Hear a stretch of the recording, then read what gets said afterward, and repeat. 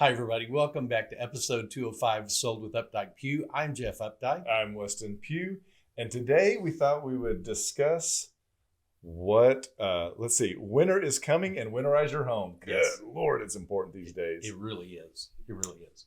I think it is so important because not too long ago, 2 Februarys ago, the entire state, almost the entire nation, got caught by that horrible freeze, and things that normally don't break it all accelerated and went terribly bad. So this is that time when not 4,000 people are looking for a space heater, Right.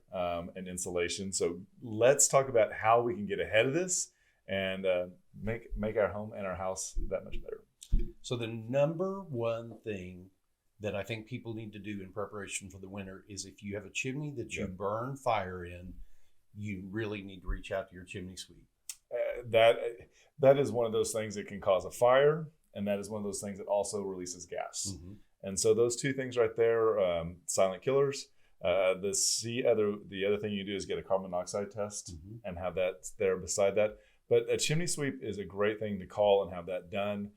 They are not a ton of them, so really think ahead about getting that done.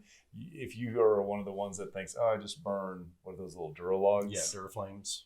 Those actually put off a ton of sticky smoke that are problematic. Yes, and you talked about a carbon monoxide detector, and it is incredibly important, especially if you're burning gas in your fireplace. The other important thing about carbon monoxide detectors is if you have gas heating in your home. Yep. Because heat exchangers, the big thing inside that gets really hot with the flame that the air blows past is called a heat exchanger. And when those crack, they can cause carbon monoxide to be allowed into your home, and you will not know it. So carbon monoxide detectors, make sure the batteries work, test them every 6 months. Yep. And it's very interesting. So I bought one the other day for the garage because I was burning kerosene to stay warm in there. And it actually, when you hit and hold the test button, it will tell you what the highest level that it detected since the last time you pushed test. Oh, that's interesting. So for me, I can say, they'll give you the guidelines that tell you what's normal. But, being out there, throwing clay, it's just kind of smart to know how much is coming out. Yeah. And so what we also want to point out, because this is very evident 2 Februarys ago, pipes and how important it is to insulate them. It really is. And even just from an energy efficiency perspective, if you have a pyramid foundation home, crawl under there, insulate those pipes. It's really not that difficult to do. It will get hot water to the places that you want hot water a lot faster, and it will protect those cold pipes from too much cold under there, and as you're talking about, freezing. Yep. If you want to go one step further, one of the things that after the freeze, I lost my outdoor tankless hot water heater, did a little research and found online that there's actually a filament that is a wire that you can wrap around metal piping and plug it into an outlet, and it actually generates a ton of heat. It kind of cycles up and cycles down. And so I have actually wrapped that entire outdoor area pipe-wise just to make sure that I don't have to spend another $3,500 the next time my water heater goes out. Not good. Yeah, and outside pipes are just as important to insulate. Put the thermal socks over, put the foam caps over, whichever is most appropriate based on where your water spigot comes out. Detach your hoses also. Yep, absolutely. So one of the last things we want to point out is when we talk about sprinklers and pools, because these are the things that you really don't think about, and it can be a huge problem and really expensive later on if you don't get these things addressed. I put my sprinkler system on one of the Hive. I don't know. I mean, it's Control module. A control. Thank you. That's control module. And the thing that I like most about it is geolocating based on where you are, and it knows if it's raining, it knows not to turn it on. If it knows that it's freezing, it knows not to turn it on.